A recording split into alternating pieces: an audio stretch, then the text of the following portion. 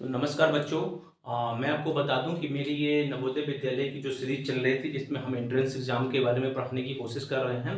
तो मेरी ये आपकी दूसरी हम लोग पढ़ रहे थे मानसिक योग्यता वाला टॉपिक नवोदय विद्यालय में। तो आज हम उसका दूसरा टॉपिक पढ़ने वाले हैं एनोलॉजी। एनोलॉजी जो बच्चे हिंदी मीडियम से हैं मैं उनको समझा दूं कि एनोलॉजी का मतलब प्यारे बच्चों होता है सादृश्यता या फिर सहसंबंध। अब सहसंबंध तो आपने सुना होगा कि कुछ संबंध है।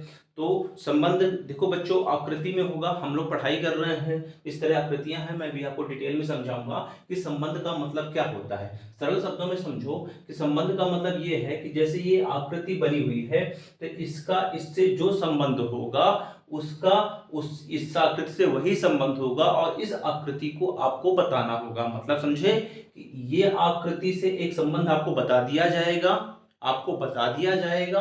तो वो आपको इस जो आपको बता दिया जाएगा तो आपको उसको समझना है कि क्या संबंध है इससे। तो वही संबंध फिर आपसे इसमें पूछा जाएगा। इधर तो बता दिया जाएगा लेकिन एक आकृति देकर पूछा जाएगा कि बता भैया बताओ इस आकृति का इसमें इससे क्या संबंध है। तो आप जो संबंध यहाँ पर होगा वही संबंध यहाँ पर होगा। बस यही टॉपिक है एनोलॉजी। मतलब क्या, एक आकृति ये है, इसका एक इससे एक संबंध होगा तो फिर इस आकृति का यही संबंध यहाँ पर होगा। मतलब दोनों में आपस में आकृतियों में संबंध होगा।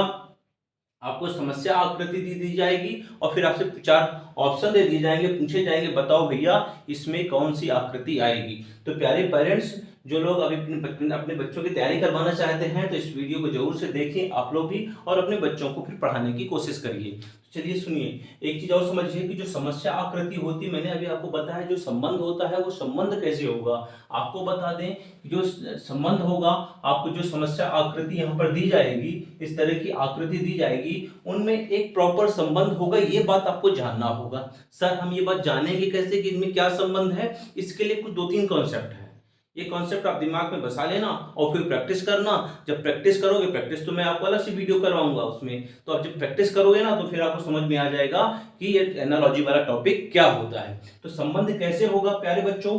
एक संबंध हो सकता है इन आकृतियों में कैसा, एक क्लॉकवाइज या फिर एंटी क्लॉकवाइज। मतलब क्या, आपने घड़ी तो देखी होगी, घड़ी देखी होगी। तो घड़ी में क्या होता है कि जो सुई होती कैसे चलती है, या तो ऐसे टिक टिक टिक टिक टिक ऐसे चलती है, इसको बोलते हैं क्लॉकवाइज। और इसके ठीक उल्टा दिशा में जो होता है उसको बोलते हैं एंटी क्लॉकवाइज।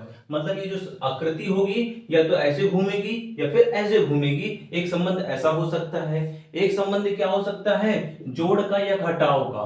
कैसे कि मान लो सपोज कि जैसे मान लो यहाँ पे दो बॉक्स हैं, यहाँ कितने बॉक्स हो गए, वही संबंध आपको यहाँ पे बनाना होगा। ठीक है प्यारे बच्चों, ये बात आपको जानना होगा। यहाँ पे मैंने आकृति ही बना दी, ये आपसे पूछी जाएगी आकृति। चलिए, तीसरा संबंध हो सकता है मूवमेंट का। मतलब ये जो आकृति होगी इसमें एक प्रॉपर मूवमेंट होगा, तो वही मूवमेंट आपको फिर यहाँ पर बताना होगा। जैसे ये आकृति है, इसका एक मूवमेंट होगा तो वही आकृति से इसका मूवमेंट यहाँ पर होगा। ये आकृति मैंने गलती से बना दी है, ये आपसे पूछी जाएगी अभी।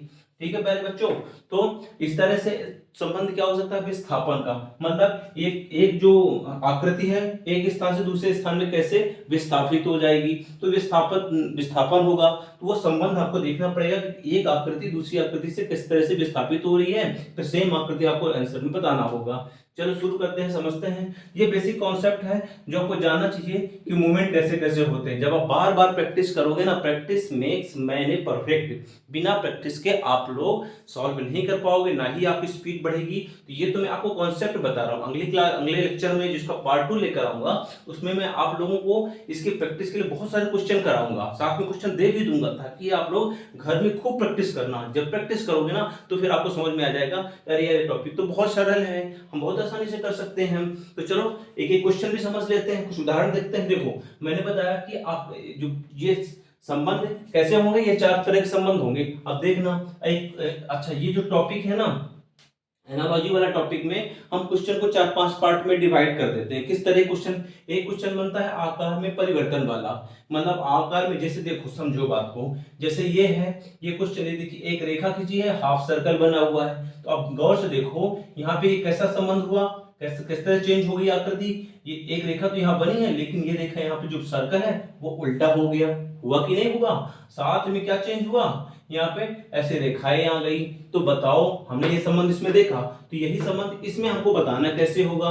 तो देखो ये रेखा है, अभी मैंने क्या बताया कि ये रेखा यहाँ पर कैसी हो गई, ऊपर हो गई। हो गई कि नहीं हो गई, हो गई।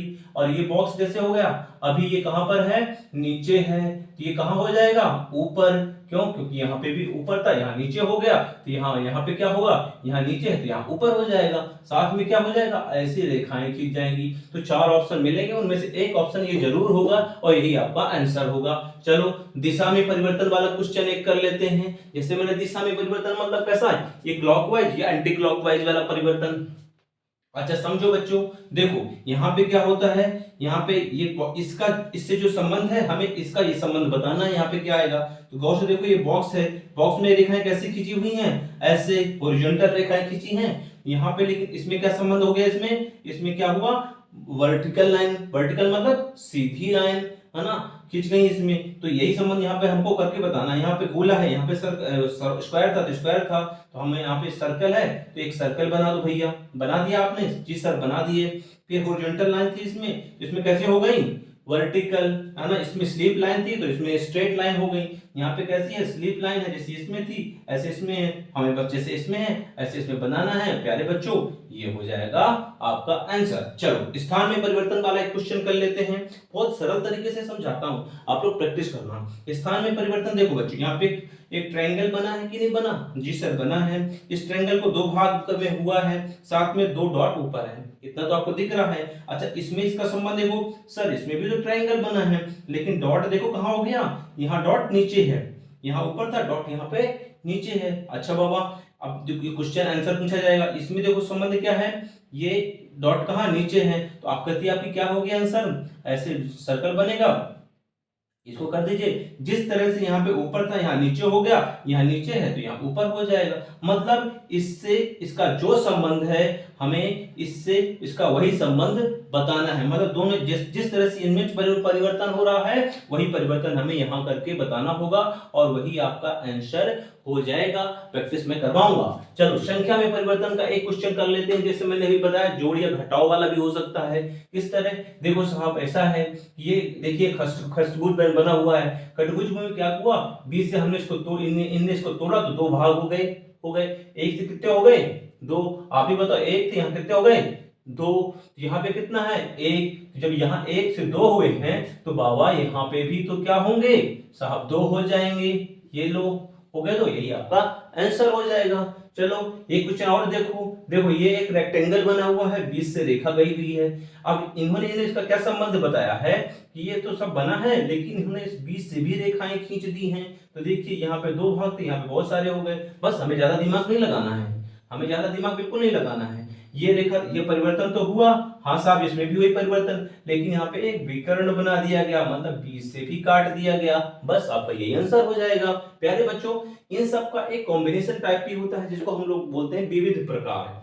तो विविध प्रकार में चेंज कैसे होते हैं, क्वेश्चन देख लीजिए। जैसे हाफ सर्कल है, ये हाफ सर्कल है और बीच में एक रेखा है, तो इनमें क्या परिवर्तन किया, इस रेखा इसमें इन्होंने क्या किया, इस हाफ सर्कल को जो उल्टा थे इन्हें सीधा करके बना दिया, तो बन गया एक गोला। साथ में क्या परिवर्तन किया, एक रेखा थी छोटी, इसको बड़ी कर दिया। इतना परिवर्तन किया, जी साहब किया। अब देखो, तो सेम चीज यहाँ पे करना है। जिस तरह से यहाँ उल्टा गोला थी, यहाँ पे उल्टा हाफ सर्कल है, तो भैया एक पूरा सर्कल बना दो। एक लीजिए साहब, बना दिया प्यारे बच्चों।